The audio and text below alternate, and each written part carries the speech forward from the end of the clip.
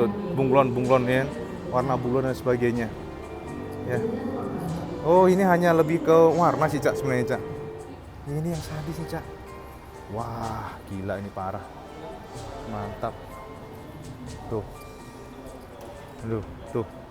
Triple clampnya udah beda. Pakai apa ya ini ya? Keren, Cak. Tuh.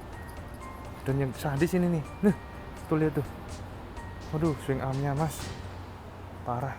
Karena banyak teman-teman yang bertanya kemarin ke IWB ya. Pertanyaannya juga cukup menarik sebab pasti teman-teman semuanya sampai semua juga penasaran apakah bisa CBR standar menggunakan quick shifter dari CBR SP. Jadi Cak, IWB saat ini sedang bertanya pada salah satu dari mana Pak training ya Pak? Pokoknya divisi teknis lah Pak Endro. Jadi pertanyaannya adalah Pak sini Pak. Jadi kan ada cutting engine dari CBR 250R yang SP ya, yang terbaru. Nah Pak, boleh tahu nggak perbedaannya tuh di mana? Terus kira-kira kan pertanyaan teman-teman banyak yang penasaran, quick shifter bisa dipasang nggak sih di standar? Oh ya, kalau yang quick shifter tidak bisa dipasang di tipe yang standar. Oh nggak bisa. Alasannya Pak? Alasannya kenapa? Karena yang pertama adalah di sistem engine di sini ada kedudukan sensor. Oh, ada sensor, oke. Sensor, salah satunya sensor drum shift, spindle gear, ya, sensor netral. Itu dia beda dengan tipe yang sebelumnya. Nah, kedudukan sensor ini ada hubungannya dengan crankcase. Nah, kalau sampai kita merubah tipe yang lama, berarti harus ganti crankcase. Ganti crankcase harus overhaul. Nah, otomatis nggak bisa. Gitu. Nah, kemudian ada perbedaan juga di bagian drum shift. Drum shift itu yang ada hubungannya dengan transmisi. Berarti harus berubah di transmisinya. Ya kan ada perubahan di situ. Ya. Berarti intinya nggak bisa ya Pak ya? Nggak bisa. Ganti motor aja berarti ya? Oke Pak, terus ini Pak, SP itu kok bisa sampai 41 PS itu apa aja yang dirubah Pak? Nah, di sistem engine. Engine yang pertama adalah untuk menaikkan perbandingan kompresi. Kompresi, oke. Menaikkan perbandingan kompresi ada perubahan di piston. Oh, di sini nih ya, piston ini ya. Piston itu dumnya dinaikkan. Oh, profilnya. Ke atas itu dinaikkan. Dumnya dinaikkan, oke. Sehingga perbandingan kompresi yang tadinya 11,5 jadi 12,2. Oh, 12 ya. Oh iya, oke. Terus di bagian bawah piston ini dikurangin. Di bagian bawah piston yang ini ya. Yang sini, posisi yang ini nih, ya, yang di ya itu nih, ini. Oh, sini oke. nih, itu dikurangin. Tujuannya supaya mengurangi gesekan. Oh, jadi friksinya lebih minim. Terus Kemudian menghilangkan pumping loss. Pumping loss itu adalah tekanan yang ada di bawah piston pada saat langkah power. Oke. Nah, sehingga di bagian silindernya itu cuak. Silindernya mana nih Pak? Sebentar. Silinder itu. Yang Ini nih, yang bolong ini. Oke. Nah, Yang itu. Oh. Itu dia coak kanan dan kiri di silinder kanan dan kiri sehingga tekanan di bawah piston ini pada saat langkah power itu dia kebuang, kebagi. Gitu. Oke, jadi desain ini beda dengan yang versi standar ya? Betul. Oke, itu yang kedua. Ya kan? Nah, didukung oleh konrutnya berubah. Konrutnya berubah, yaitu dia nutless tanpa menggunakan mur. Nah, yang sebelumnya dia ada baut dan mur, ini murnya dihilangkan supaya lebih ringan lagi. Kemudian juga dirubah di bagian crankshaft-nya. Crankshaft, oke. Crankshaft-nya itu bahannya juga berubah. Kemudian didukung oleh pair flap-nya juga. Mbak, bisa tunjuk nggak Pak yang mana? Crankshaft ini. Crankshaft itu. Yang mana coba? Set. Ini. Yang ini. Ya, itu. Oke. Yang bawah ini. Nah, ini. Yang ini, Iya, yang ini. Ini nih. Oh, ini nih, Iya, sini. Oh, ini apa yang dirubah nih, Pak? Crankshaft-nya bahannya beda.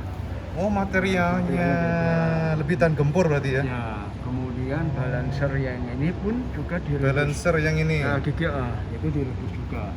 Diameter bearingnya diperkecil. Lebih ringan. Kalau kekuatannya gimana, Pak? Kekuatannya otomatis lebih bagus karena ini hubungannya dengan power up tadi. Oh, oke. Nah, kemudian di magnet sini pun dia lebih Magnetnya sini. lebih kecil dia. Lebih kecil. Tujuannya untuk mengurangi berat juga. Berarti banyak yang berubah, Pak ya? Ya, kemudian per klep. Per klep. Per klep. Yang ini. Yang ini. Yang pun juga dibuat lebih pendek ya. Lebih pendek dia ya. Sehingga untuk mempercepat buka tutupnya. Mempercepat buka tutup. Ya, Oke.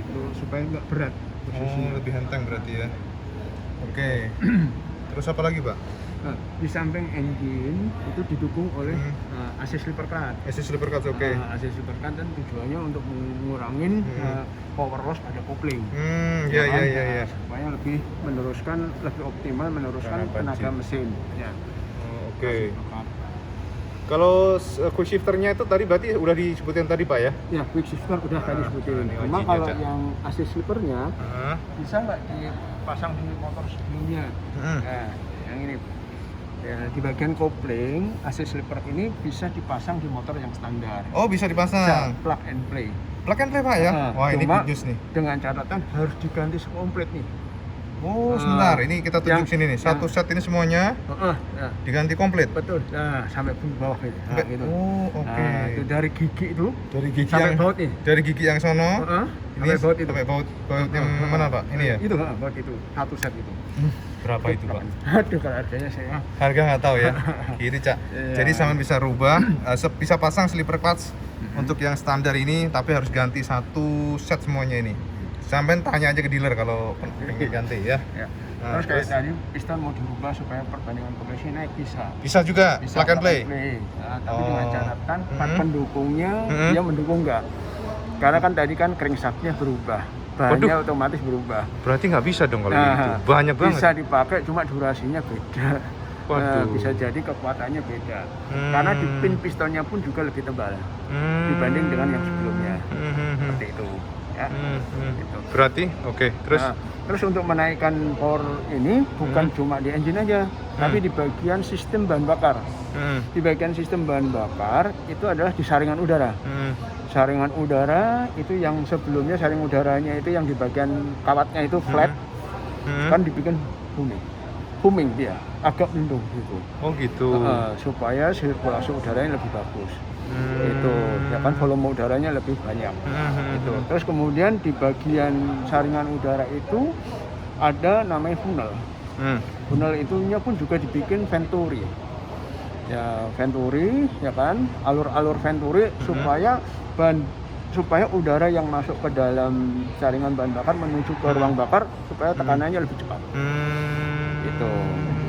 Ya kalau di sistem kelistrikannya sudah otomatis pasti ECU-nya beda. Gila, itu. Ya dengan adanya power up seperti ini bukan cuma di engine sistem bahan bakar kelistrikan, tapi frame-nya juga harus ada yang mendukung. Frame-nya juga ada perubahan. Oh, frame ada perubahan, Pak. Wah, ini baru tahu ini. Ntar kita lihat, Cak. Jadi frame ternyata ada rangka yang berubah. Ya. Front fork termasuk frame. Oke. Ya kan? Front fork-nya ini lebih tinggi 5 mili. Lebih keras 10%. Lebih tinggi 5 mm dan lebih keras 10%. Tujuannya adalah power stopping. Karena motornya adalah power up. Nih, naik. Begitu kita ngerem mendadak, maka akan terjadi stopping. Nah, untuk menghindari itu, maka di bagian front fork-nya dikerasin 10%. Nah, ini pun juga naik. Ini bukannya tipe yang lama dinaikin, bukan. Tapi memang posisinya lebih panjang 5 mili. Naik seperti ini. Nah, kenapa dibikin naik seperti ini 5 mili? Supaya riding position-nya itu sama seperti motor yang sebelumnya. Gitu. Nah, di samping itu juga yang belakang pun juga sama, dinaikin 10%.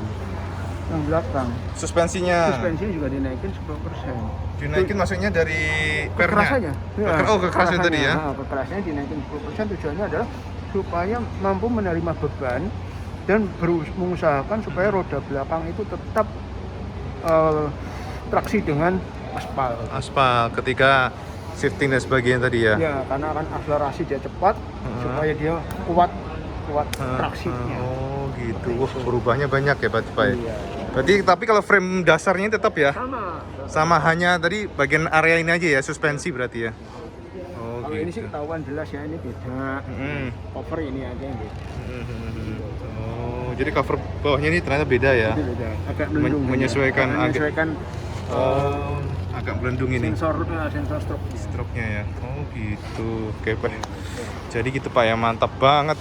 Jadi Cak, intinya Pak, berarti intinya Pak ya, kalau ingin merubah yang standar ke SP, itu yang pertama yang memungkinkan adalah si slipper clutch. Iya. Tapi harus satu set tadi. Iya. Nah, itu plug and play. Ya. Tapi kalau untuk menaikkan power akan sangat complicated Iya. karena hampir semua berubah. Ya, dari pernik-pernik tadi udah dijelasin ya. Apalagi quick shifter. Apalagi quick shifter. Ya. Jadi quick shifternya memang nggak modelnya yang simple itu karena kan sensornya banyak ya Pak ya. Dan elektroniknya juga beda, sensor beda. Speedometer kan beda nih. Speedometer juga beda. Beda. Kemudian ECM-nya beda. ECM beda. Otomatis kabel bodinya juga. Kabel bodi juga beda. Mantap. Oke. Oke Pak Endro. Matur nuwun Pak Endro. Clear jos gandos. Ya. Siap. Thank you Pak. Sun Pak. Ya. Nah, jadi demikian tadi Cak. Sekilas informasi kepada sampean semuanya. Dan apakah bisa CBR standar menggunakan quick shifter dari CBR SP? Ternyata secara teknis memang sangat ribet dan tidak memungkinkan Cak. Biayanya juga gede dan itu berhubungan dengan elektronik, ECM-nya, kemudian pokoknya ribet lah sama udah. Tapi sama udah tahu kan tadi diserahin semuanya. Kecuali untuk yang slipper class itu memungkinkan, tapi ya tetap kosnya gede. Wes pengono wae lah, sampean kok malah bingung. Tapi akan share sampean yang ini. Nah, ini modifikasi yang keren banget karena modifikasinya ini tidak banyak ubahan sebenarnya, minimalis tapi nampol. Jadi kalau sampean perhatikan, ini ada ProSpeed punya ya. ProSpeed Viper punya. Tuh. Lalu di sini tuh bunglon ya, warna bunglon dan sebagainya. Ya. Oh, ini hanya lebih ke warna sih Cak sebenarnya Cak. Tuh warna. Minimal sih juga keren, emang dasarnya keren sih CBR 50 RR ini. EB sih nggak komplain lah perkara itu sih. Asli, cakep tuh. Hanya mengubah itu aja Cak. Membuang dari fender belakang, kemudian knalpot pakai ProSpeed, Viper, pemain warna, udah itu doang Cak. Di sana juga, ini gila lagi nih. Ini yang sadis nih Cak. Wah, gila ini parah. Mantap. Tuh. Triple clamp-nya udah beda. Pakai apa ya ini ya? Keren Cak. Tuh. Dan yang sadis ini nih. Tuh lihat tuh. Waduh, swing arm-nya Mas. Parah. Oke. Wis mulai baca ya. Malah mau mendasi sampean kok, pusing ya. Tuh lihat nih. Tuh, keren. Ini aja tuh cakep. Cadas. Nah, jadi demikian Cak informasi sekilas mengenai Honda CBR 250 RR tentang kemungkinan bisa enggaknya dan sebagainya, apa perubahannya dan sebagainya. Jadi semuanya sudah clear, semoga sampean terjawabkan rasa penasaran dan matur nuwun sampean sudah menonton video beneran. Matur nuwun sampean sudah menonton video beneran. Kalau sampean suka dengan video ini jangan lupa sampean like, share dan subscribe dan jangan lupa juga sampean sholat waktu karena itu yang paling penting. Oke Cak. Matur nuwun. Assalamualaikum warahmatullahi wabarakatuh. Salam Just Gandos.